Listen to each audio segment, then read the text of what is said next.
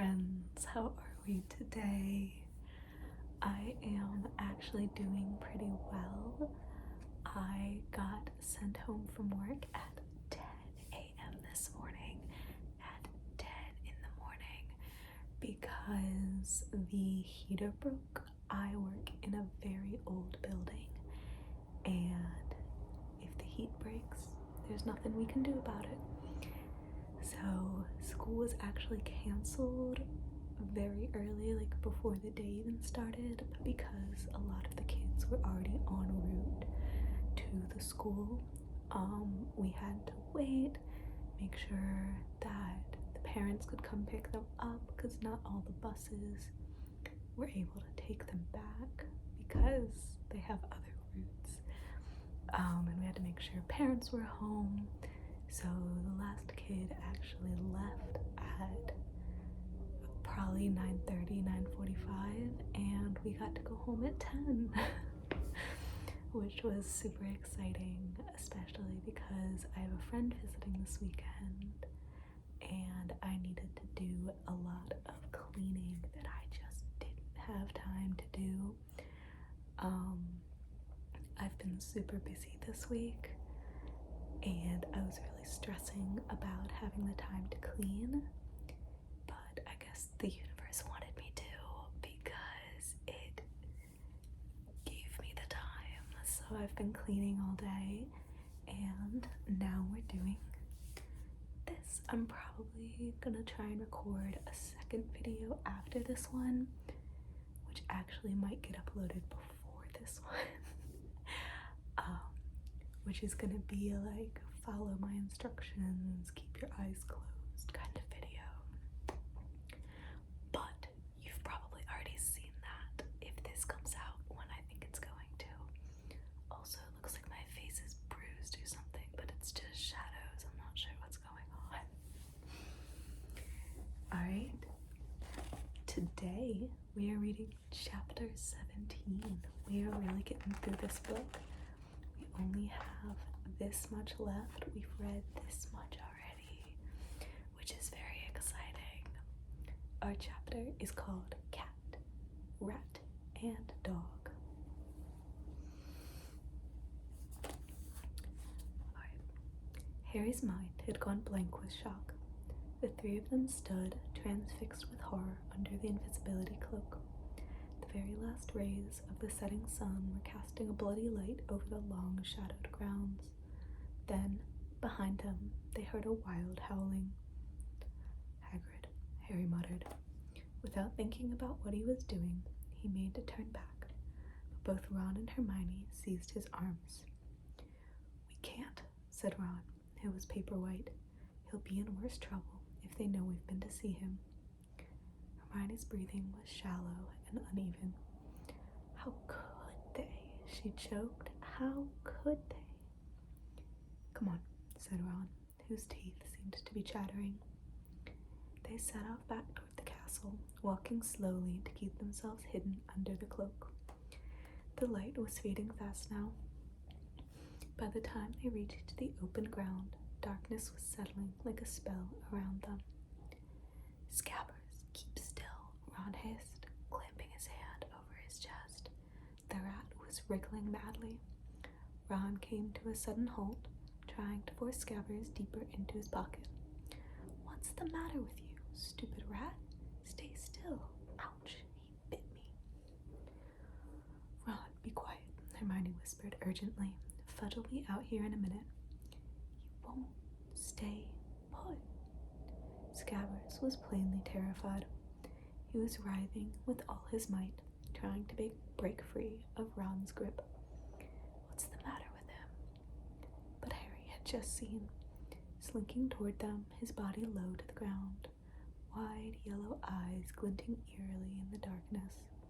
Crookshanks.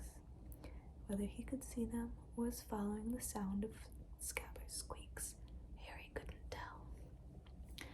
Crookshanks, Hermione moaned. No, go away. Crookshanks, go away. But the cat was getting nearer. Scabbers, no. Too late. The rat had slipped between Ron's clutching fingers, hit the ground, and scampered away. In one bound, Crookshanks sprang after him, and before Harry or Hermione could stop him, Ron had thrown the invisibility cloak off of himself and pelted away into the darkness. "Ron," Hermione groaned. She and Harry looked at each other, then followed at a sprint. It was impossible to run full out under the cloak.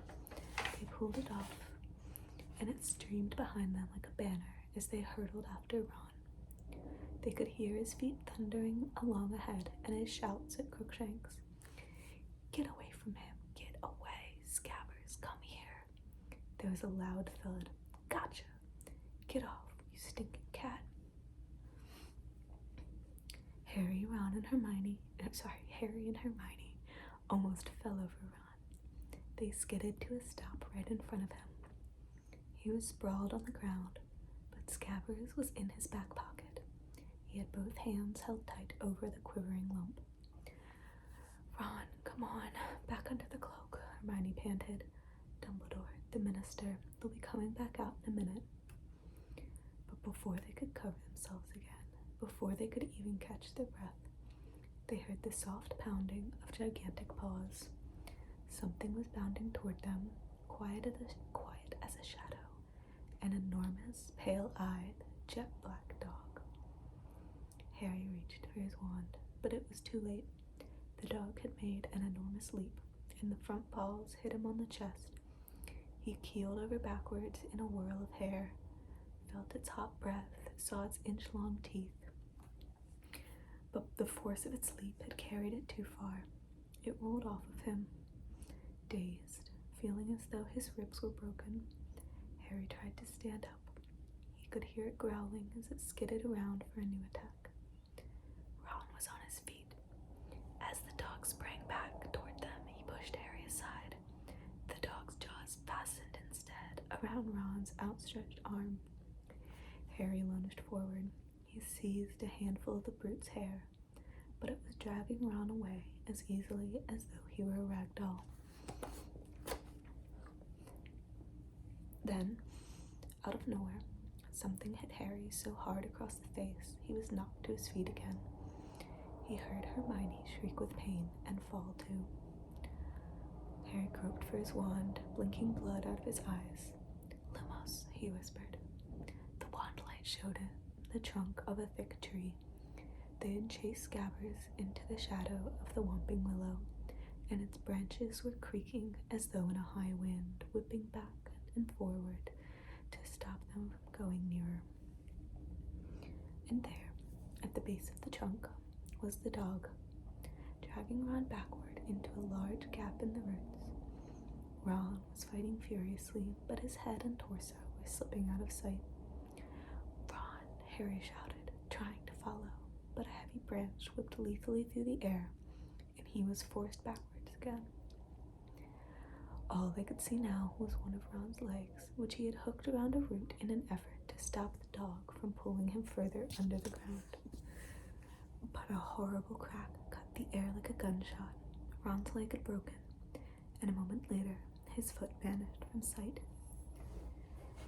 "Harry, we've got to go for help," Hermione gasped. She was bleeding too. The willow had cut her across the shoulder. "No, that thing's big enough to eat him. We haven't got the time." "Harry, we're never gonna get through without help." Another branch whipped down at them, twigs clenched like knuckles. "If that dog can get in, we can," Harry panted, darting here and there, trying to find a way through the vicious, swishing branches. But he couldn't get an inch nearer to the tree roots without being in range of the tree's blows. "Oh, help, help," Hermione whispered frantically, dancing uncertainly on the spot. "Please." Crookshanks darted forward. He slithered between the battering branches like a snake and placed his front paws upon the knot on the trunk. Abruptly, as though the tree had been turned to marble, it stopped moving. Not a leaf twitched or shook. "Crookshanks," Hermione whispered uncertainly. She now grasped Harry's arm painfully hard. "How did he know?" He's friends with that dog, Harry said grimly. I've seen them together. Come on, and keep your wand out. They covered the distance to the trunk in seconds, but before they had reached the gap in the roots, Crookshanks had slid into it with a flick of his bottle brush tail. Harry went next. He crawled forward, head first, and slid down an earthy slope to the bottom of the very low tunnel. Crookshanks was a little way along, his eyes flashing in the light from Harry's wand. Seconds later, Hermione slithered down beside him. Where's Ron? She whispered in a terrified voice. This way, Harry said, setting off, bent back after Crookshanks. Where does this tunnel come out? Hermione asked breathlessly from behind him. I don't know. It's marked on the Marauder's map, but Fred and George says no one's ever gotten into it. It goes off the edge of the map, but it looked like it was headed for Hogsmeade. They moved as fast as they could, bent almost double ahead of them. Crookshanks' tail bobbed in and out of view. On and on went the passage. It felt like at least as long as the one to Honeyduke's. All Harry could think of was Ron and what the enormous dog might be doing to him. He was drawing breath in sharp, painful gasps, running at a crouch. And then the tunnel began to rise. Moments later, it twisted, and Crookshanks had gone. Instead, Harry could see a patch of dim light through a small opening. He and Hermione paused, gasping for breath, edging forward. Both raised their wands to see what lay beyond. It was a room, a very disordered, dusty room. Paper was peeling from the walls. There were stains all over the floor. Every piece of furniture was broken, as though somebody had smashed it. The windows were all boarded up. Harry glanced at Hermione, who looked very frightened, but nodded. Harry pulled himself out of the hole, staring around. The room was deserted, but a door to the right stood open, leading to a shadowy hallway. Harry suddenly grabbed Harry's arm again. Her wide eyes were traveling around the boarded windows. Harry, she whispered, I think we're in Shrieking Shack. Harry turned around. His eyes fell on a wooden chair near them. Large chunks had been torn out of it. One of the legs had been ripped off entirely. Ghosts didn't do that, he said slowly. At that moment, there was a creak overhead. Something had moved upstairs. Both of them looked up at the ceiling. Hermione's grip on Harry's arm was so tight he was losing feeling in his fingers. He raised his eyebrows at her. She nodded again and let go. Quietly as they could, they crept out into the hall and up the crumbling staircase. Everything was covered in a thick layer of dust except the floor, where a wide, shiny stripe had been made by something being dragged upstairs. They reached the dark landing. Knox, they whispered together, and the lights at the end of their wands went out. Only one door was open. As they crept toward it, they heard movement from behind it, a low moan, and then a deep, loud purring. They exchanged a last look, a last nod. Wand held tightly before him, Harry kicked the door wide open. On a magnificent four-poster bed with dusty hangings lay Crookshanks, purring loudly at the sight of them. On the floor beside him, clutching his leg, which stuck out at a strange angle, was Ron. Harry and Hermione dashed across the room. Ron, are you okay? Where's the dog? Not a dog, Ron moaned. His teeth were gritted in pain. Harry, it's a trap. What? He's the dog. He's an animagus. Ron was staring over Harry's shoulder. Harry wheeled around. With a snap, the man in the shadows closed the door behind them. A mass of filthy matted hair hung to his elbows.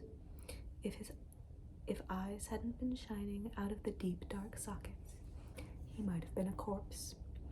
The waxy skin was stretched so tightly over the bones of his face it looked like a skull. His yellow teeth were bared in a grin. It was Sirius Black. "Expelliarmus," he croaked, pointing Ron's wands at them. Harry and Hermione's wands shot out of their hands, high in the air, and Black caught them. Then he took a step closer. His eyes were fixed on Harry. "I thought you'd come and help your friend," he said hoarsely. His voice sounded as though he had long since lost the habit of using it. "Your father would have done the same to me. Brave of you not to run for a teacher. I'm grateful. Brave of you not to run for a teacher. I'm grateful. It will make everything much easier." The taunt about his father rang in Harry's ears as though Black had bellowed it. A boiling hate erupted in Harry's chest, leaving no place for fear.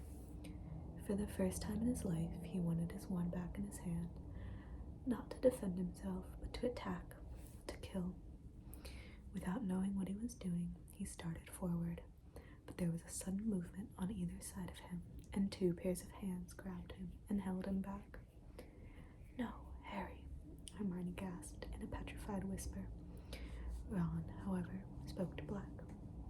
"If you want to kill Harry, you'll have to kill us too," he said fiercely, though the effort of standing upright was draining him of still more color. He swayed slightly as he spoke. Something flickered in Black's shadowed eyes. "Lie down," he said quietly to Ron. "You will damage that leg even more." "Did you hear me?" Ron said weakly, though he was clinging painfully to Harry to stay upright. "You'll have to kill all three of us."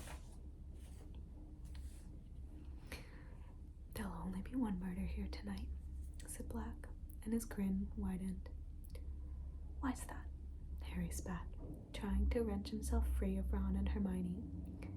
"Didn't care last time, did you? Didn't mind slaughtering all those muggles to get a Pettigrew. What's the matter? Gone soft in Azkaban?" "Harry," Hermione whimpered, "be quiet."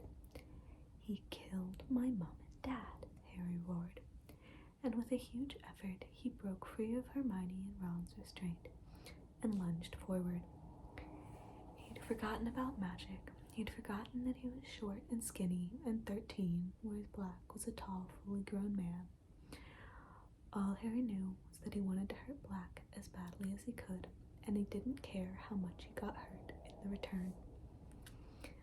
Perhaps it was the shock of Harry doing something so stupid, but Black didn't raise his wands in time. One of Harry's hands fastened over his wasted wrist, forcing the wand tips away. The knuckles of Harry's other hand collided with the side of Black's head, and they fell backward into the wall. Hermione was screaming. Ron was yelling. There was a blinding flash as the wands in Black's hand let out a jet of sparks into the air that missed Harry's face by inches. Harry felt the shrunken arm under his fingers twisting madly, but he clung on, his other hand punching every part of Black it could find. Black's free hand found Harry's throat. "No," he hissed. "I've waited too long." The fingers tightened. Harry choked, his glasses askew. Then he saw Hermione's foot swing out of nowhere. Black let go of Harry with a grunt of pain. Ron had thrown himself on Black's wand hand, and Harry heard a faint clatter. He fought free of the tangle of bodies and saw his own wand rolling across the floor. He threw himself toward it, but Crookshanks had joined the fray. Both sets of front claws had sunk themselves deep into Harry's arm. Harry threw them off, but Crookshanks now darted toward Harry's wand. "No, you don't," roared Harry, and he aimed a kick at Crookshanks that made the cat leap aside, spitting. Harry snatched up his wand and turned. "Get out of the way," he shouted at Ron and Hermione. They didn't need telling twice. Hermione, gasping for breath, lip bleeding, scrambled aside, snatching up her and Ron's wand.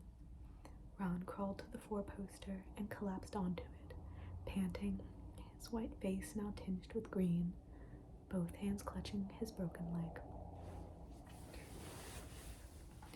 Black Black was sprawled at the bottom of the wall. His thin chest rose and fell rapidly as he watched Harry walking slowly nearer, his wand pointing straight at Black's heart. "Going to kill me, Harry," he whispered. Harry stopped right above him, his wand still pointing at Black's chest, looking down at him. A livid bruise was rising around Black's left eye, and his nose was bleeding. "You killed my parents," said Harry, his voice shaking slightly, but his wand hand quite steady. Black stared up at him out of those sunken eyes. "I don't deny it," he said very quietly, "but if you knew the whole story—" "The whole story," Harry repeated, a furious pounding in his ears. "You sold them to Voldemort, that's all I need to know." "You've got to listen to me," Black said, and there was a note of urgency in his voice now. "You'll regret it if you don't. You don't understand." "I understand a lot better than you think," said Harry, and his voice shook more than ever. "You never heard her, did you? My mom, trying to stop Voldemort killing me. And you did that. You did it." Before either of them could say another word, something ginger streaked past Harry. Crookshanks leapt onto Black's chest and settled himself there, right over Black's heart. Black blinked and looked down at the cat. "Get off," he murmured, trying to push Crookshanks off of him. But Crookshanks sank his claws into Black's robes and wouldn't shift. He turned his ugly, squashed face to Harry and looked up at him with those great yellow eyes. To his right, Hermione gave a dry sob. Harry stared down at Black and Crookshanks, his grip tightening on the wand. So what if he had to kill the cat too? It was in league with Black. If it was prepared to die, trying to protect Black, that wasn't Harry's business. If Black wanted to save it, that only proved he cared more for Crookshanks than for Harry's parents. Harry raised the wand. Now was his moment to do it. Now was the moment to avenge his mother and father. He was going to kill Black. He had to kill Black. This was his chance. The seconds lengthened, and still Harry stood there, frozen, his wand poised, Black staring up at him. Crookshanks on his chest, Ron's ragged breathing from near the bed. Hermione was quite silent. And then came a new sound. Muffled footsteps were echoing up through the floor. Someone was moving downstairs. "We're up here," Hermione screamed suddenly. "We're up here. Sirius Black. Quick." Black made a startled movement that almost dislodged Crookshanks. Harry gripped his wand convulsively. "Do it now," said a voice in his head. But the footsteps were thundering up the stairs, and Harry still hadn't done it. The door to the room burst open in a shower of red sparks, and Harry wheeled around as Professor Lupin came hurtling into the room, his face bloodless, his wand raised and ready. His eyes flickered over to Ron, laying on the floor, over Hermione, cowering next to the door, to Harry, who was standing there with his wand covering Black, and then to Black himself, crumpled and bleeding at Harry's feet. "Expelliarmus!" Lupin shouted. Harry's wand flew once more out of his hand. So did the two Hermione was holding. Lupin caught them all deftly, then moved into the room, staring at Black, who had Crookshanks lying protectively across his chest. Harry stood there, feeling suddenly empty. He hadn't done it. His nerve had failed him. Black was going to be handed back to the Dementors. Then Lupin spoke, in a tense voice. "Where is he, Sirius?" Harry looked quickly at Lupin. He didn't understand what Lupin meant. Who was Lupin talking about? He turned at Black again. Black's face was quite expressionless. For a few seconds, he didn't move at all. Then, very slowly, he raised his empty hand and pointed straight at Ron. Mystified, Harry glanced around at Ron, who looked bewildered. But then, Lupin muttered, staring at Black so intently it seemed he was trying to read his mind. Why hasn't he shown himself before now? Unless... Lupin's eyes suddenly widened, as though he was seeing something beyond Black, something none of the rest could see. Unless he was the one, unless you switched without telling me. Very slowly, his sunken gaze never leaving Lupin's face, Black nodded. Professor, Harry interrupted loudly. What's going on? But he never finished the question, because what he saw made his voice die in his throat. Lupin was lowering his wand, gazing fixedly at Black. The professor walked to Black's side, seized his hand, pulled him to his feet so that Crookshanks fell to the floor, and embraced Black like a brother. Harry felt as though the bottom had dropped out of his stomach. I don't believe it, Hermione screamed. Lupin let go of Black and turned to her. She had raised herself off the floor and was pointing at Lupin, wild-eyed. You, Hermione. You and him. Hermione, calm down. I didn't tell anyone, Hermione shrieked. I've been covering up for you. Hermione, listen to me, please, Lupin shouted. I can explain. Harry could feel himself shaking, not with fear, but with a fresh wave of fury. I trusted you, he shouted at Lupin, his voice wavering out of control. And all this time, you've been his friend. You're wrong, said Lupin. I haven't been Sirius's friend, but I am now. Let me explain. No, Hermione screamed. Harry, don't trust him. He's been helping Black get into the castle. He wants you dead, too. He's a werewolf. There was a ringing silence. Everyone's eyes were now on Lupin, who looked remarkably calm, though rather pale. Not up to your usual standard, Hermione, he said. Only 1 out of 3, I'm afraid. I have not been helping Sirius get into the castle, and I certainly don't want Harry dead. An odd shiver passed over his face, but I won't deny that I'm a werewolf. Ron made a valiant effort to get up again, but fell back with a whimper of pain.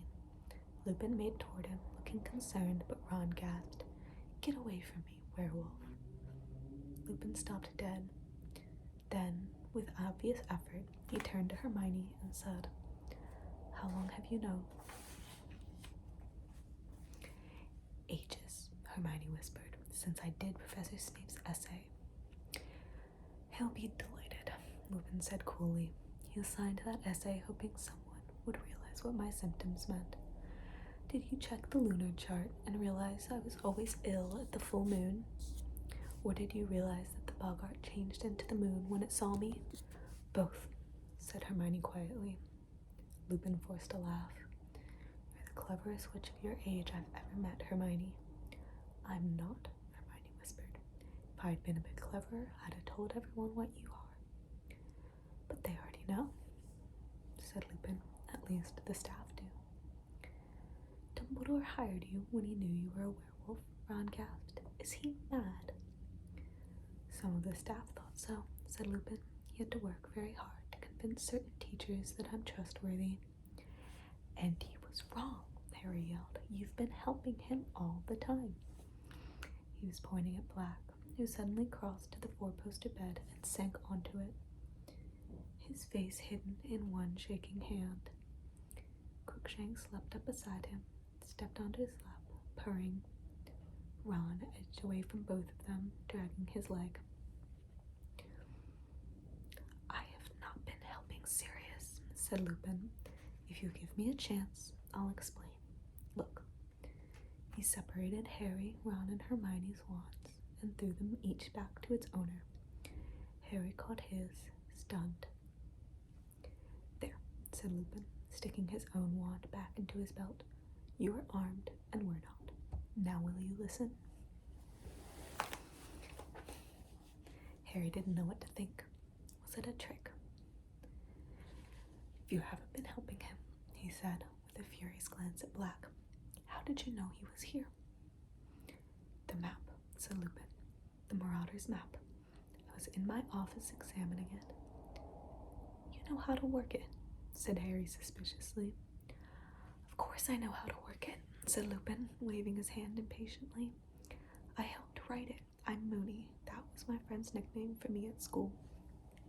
"You wrote—" "The important thing is, I was watching it carefully this evening because I had an idea that you, Ron, and Hermione might try and sneak out of the castle to visit Hagrid before his hippogriff was executed.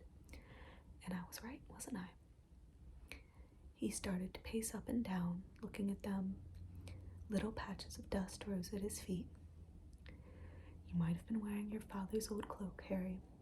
How do you know about that cloak?" "The number of times I saw James disappearing under it," said Lupin, waving an impatient hand again. "The point is, even if you're wearing an invisibility cloak, you still show up on the Marauder's map. I watched you cross the grounds and enter Hagrid's hut. 20 minutes later, you left Hagrid and set off back toward the castle, but you weren't. You were now accompanied by somebody else." "What?" said Harry. "No, we weren't." "Couldn't believe my eyes," said Lupin, still pacing and ignoring Harry's interruption. "I thought the map must be malfunctioning. How could he be with you?" "No one was with us," said Harry.